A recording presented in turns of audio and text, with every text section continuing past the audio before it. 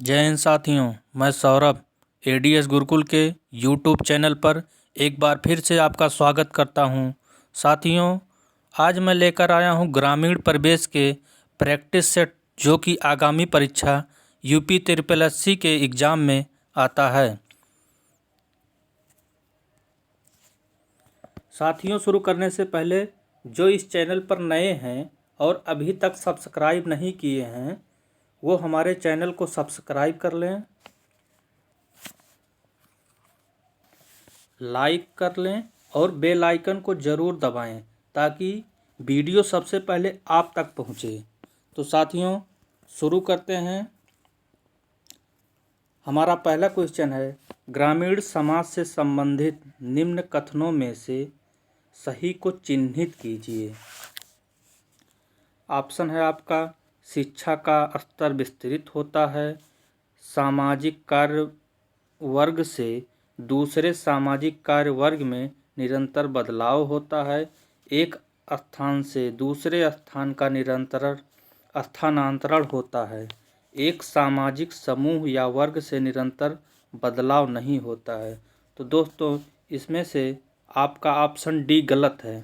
एक सामाजिक समूह या वर्ग से निरंतर बदलाव नहीं होता है, निरंतर बदलाव होता है। अतः ऑप्शन डी आपका गलत है। ऑप्शन ए, ऑप्शन बी और ऑप्शन सी सही है। आपका दूसरा क्वेश्चन है, निम्नलिखित में से किससे नगरीकरण की प्रक्रिया जुड़ी हुई है? ग्रामीण क्षेत्रों से नगरीय क्षेत्रों की जनसंख्या का स्थानांतरण, नगरीय केंद्रों की संख्या में वृद्धि, नगरों में स्वाभाविक रूप से जनसंख्या वृद्धि, या उपरोक्त सभी। तो दोस्तों, इसका ऑप्शन डी उपरोक्त सभी सही है, यानी कि तीनों ऑप्शन ए, बी और सी तीनों सही है। अगले क्वेश्चन की तरफ बढ़ते हैं। क्वेश्चन नंबर 3,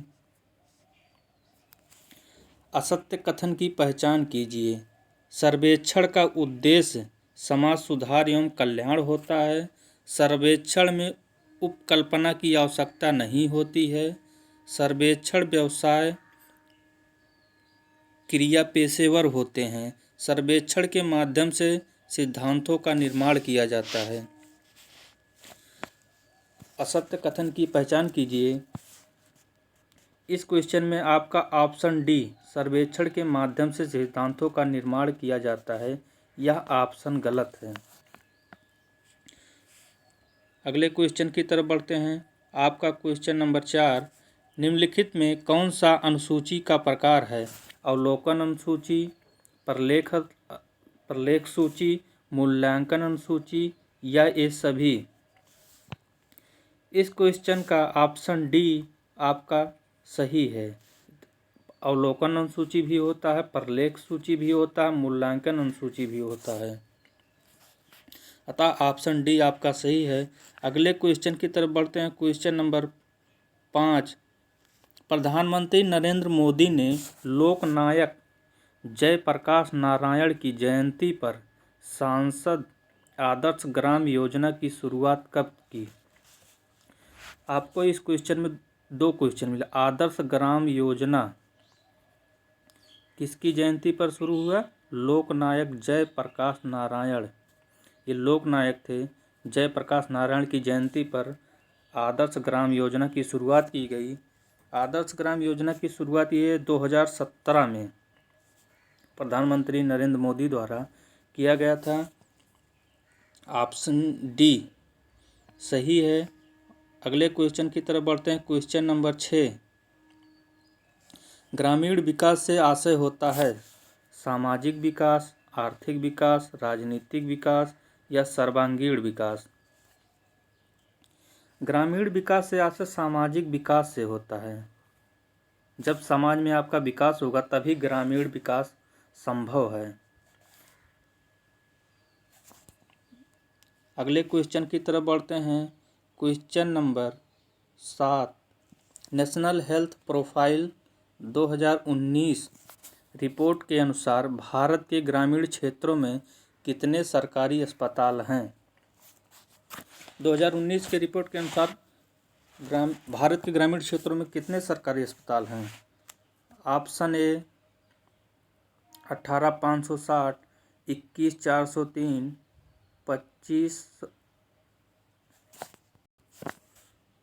25,000 या 27,500। इसमें आपका ऑप्शन बी 21,403 सही है। अगले क्वेश्चन की तरफ बढ़ते हैं। क्वेश्चन नंबर 8 आपका, देश में कार्यबल की कुल संख्या का लगभग कितने प्रतिशत लोग असंगठित क्षेत्र में कार्य करते हैं? देश में कार्यबल की कुल संख्या का लगभग कितने प्रतिशत लोग असंगठित क्षेत्र में कार्य करते हैं? इस क्वेश्चन में ऑप्शन सी आपका 93% लोग सही है। अगले क्वेश्चन की तरफ बढ़ते हैं।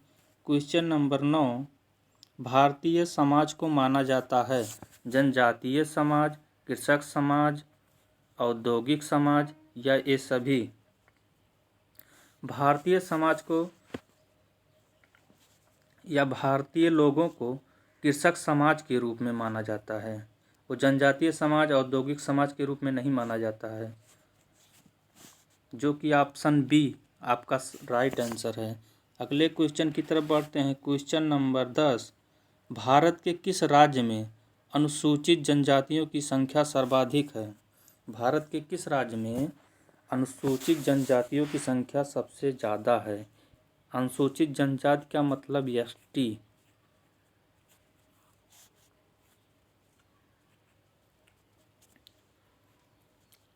ऑप्शन ए आपका राइट आंसर है मध्य प्रदेश।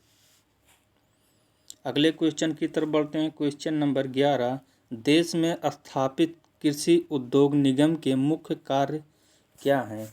देश में स्थापित कृषि उद्योग निगम एक विभाग होता है।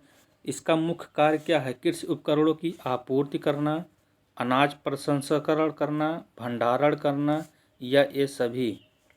आपका राइट आंसर डी उपरोक्त सभी।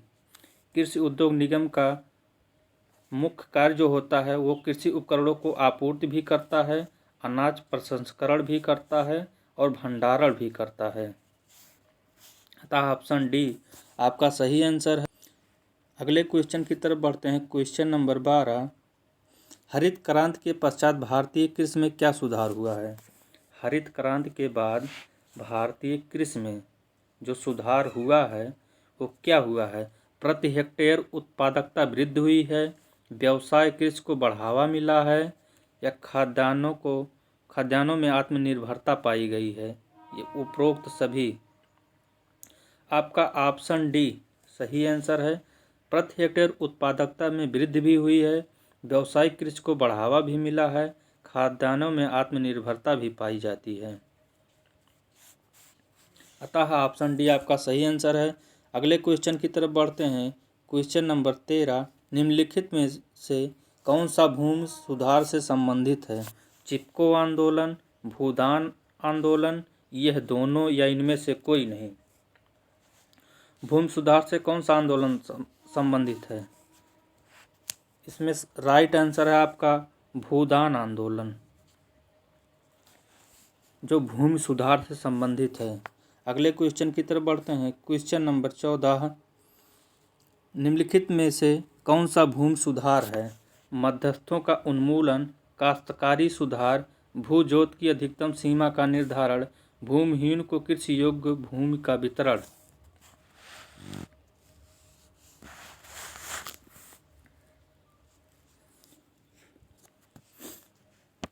भूमि सुधार क्या है? आपका मध्यस्थों का उन्मूलन भी होता है, काश्तकारी सुधार भी होता है, भूजोत की अधिकतम सीमा का निर्धारण भी होता है, भूमिहीनों को कृषि योग्य भूमि का वितरण भी होता है। आपका ये चारों विकल्प सही है। अगले क्वेश्चन की तरफ बढ़ते हैं। क्वेश्चन नंबर 15, प्रत्येक गांव की सारी जानकारी का मानचित्र होता है। प्रत्येक गांव का जो मानचित्र होता है वो किसके पास होता है? सरपंच के पास, पटवारी के पास, गिरदावर के पास या बीडीओ के पास। गांव का मानचित्र जो होता है वह लेखपाल यानी कि पटवारी के पास होता है। लेखपाल का ही दूसरा नाम पटवारी होता है। अगले क्वेश्चन की तरफ बढ़ते हैं। क्वेश्चन नंबर 16, उत्तर प्रदेश में भू क्षेत्रफल मापन की सबसे छोटी इकाई।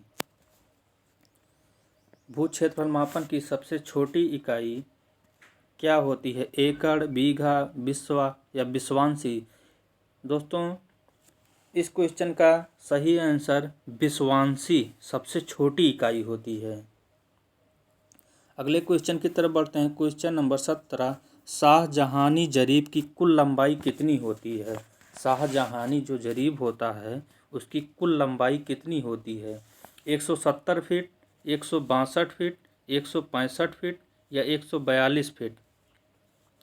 शाहजहानी जरीब की कुल लंबाई 165 फीट होती है, जो कि ऑप्शन सी है आपका सही आंसर है। अगले क्वेश्चन की तरफ बढ़ते हैं। क्वेश्चन नंबर 18, पंचायती राज के कार्य क्षेत्र में नहीं आता है।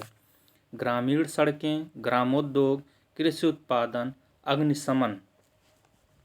इस क्वेश्चन का सही आंसर अग्निशमन, जो कि पंचायती राज के क्षेत्र में नहीं आता है। ग्रामीण सड़कें भी आती हैं, ग्रामोद्योग भी आता है, कृषि उत्पादन भी आता है, अग्निशमन नहीं आता है। अगले क्वेश्चन की तरफ बढ़ते हैं। क्वेश्चन नंबर 19, पंचायती राज व्यवस्था सर्वप्रथम कहाँ और कब लागू की गई? पंचायती राज व्यवस्था जो है त्रिस्तरीय, भारत की त्रिस्तरीय पंचायती राज व्यवस्था जो है वो सबसे पहले कहाँ और कब लागू की गई? गुजरात में दिसंबर 1962 में, राजस्थान अक्टूबर 1959 में, महाराष्ट्र जनवरी 1964 में, तमिलनाडु मार्च 1970 में। भारत में सबसे पहले पंचायती राज व्यवस्था राजस्थान में अक्टूबर 1959 में लागू की गई थी। अगले क्वेश्चन की तरफ बढ़ते हैं। क्वेश्चन नंबर 20, उत्तर प्रदेश के अर्थ एवं संख्या विभाग द्वारा जारी आंकड़ों के अनुसार वर्ष 2018-19 में राज्य की प्रति व्यक्ति आय कितनी पाई गई है? राज्य का जो प्रति व्यक्ति आय है 2018-19 में कितना है?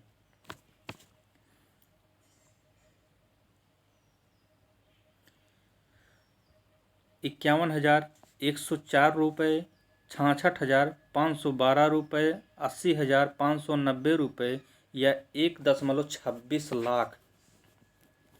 तो दोस्तों, इसका सही आंसर है ऑप्शन बी,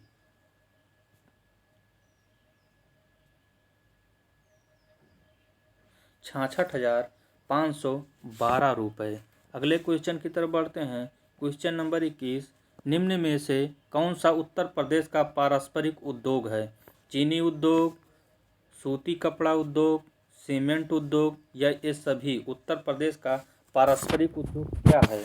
चीनी उद्योग सबसे ज़्यादा, सूती उद्योग सबसे ज़्यादा हैं या सीमेंट उद्योग सबसे ज़्यादा हैं? तो दोस्तों, उत्तर प्रदेश में सबसे ज़्यादा उद्योग चीनी उद्योग भी है, सूती कपड़ा उद्योग भी है, सीमेंट उद्योग भी है। अतः ऑप्शन डी सही आंसर है, यह सभी। अगले क्वेश्चन की तरफ बढ़ते हैं। क्वेश्चन नंबर 22, निम्नलिखित में से कौन सी अनुसूचित जनजाति बिजनौर के जिले में निवास करती है? बिजनौर के जिले में कौन सी अनुसूचित जनजाति निवास करती है? बैगा, खरवार, बोक्सा या थारू? बिजनौर के जिले में, उत्तर प्रदेश के बिजनौर के जिले में कौन सी अनुसूचित जनजाति निवास करती है? तो दोस्तों, ऑप्शन सी बोक्सा बिजनौर के जिले में निवास करती है। अनुसूचित जनजाति का मतलब एसटी। अगले क्वेश्चन की तरफ बढ़ते हैं। क्वेश्चन नंबर 23, ब्रिटिश शासन में कृषि विभाग की स्थापना कब की गई? ब्रिटिश शासन में कृषि विभाग की स्थापना 1873 में, 1874 में, 1875 में या 1876 में? तो दोस्तों ब्रिटिश शासन में कृषि विभाग की स्थापना 1875 ईस्वी में की गई थी। अगले क्वेश्चन की तरफ बढ़ते हैं। क्वेश्चन नंबर 24, बाराबंकी किस खेती के लिए प्रसिद्ध है? अफीम, केसर, आम या लीची? दोस्तों इसका सही आंसर अफीम बाराबंकी में प्रसिद्ध है। बाराबंकी में मेंथा ऑयल भी प्रसिद्ध है। अगले क्वेश्चन की तरफ बढ़ते हैं। क्वेश्चन नंबर 25, उत्तर प्रदेश कृषि निर्यात नीति 2019 का मुख्य उद्देश्य क्या था? किसानों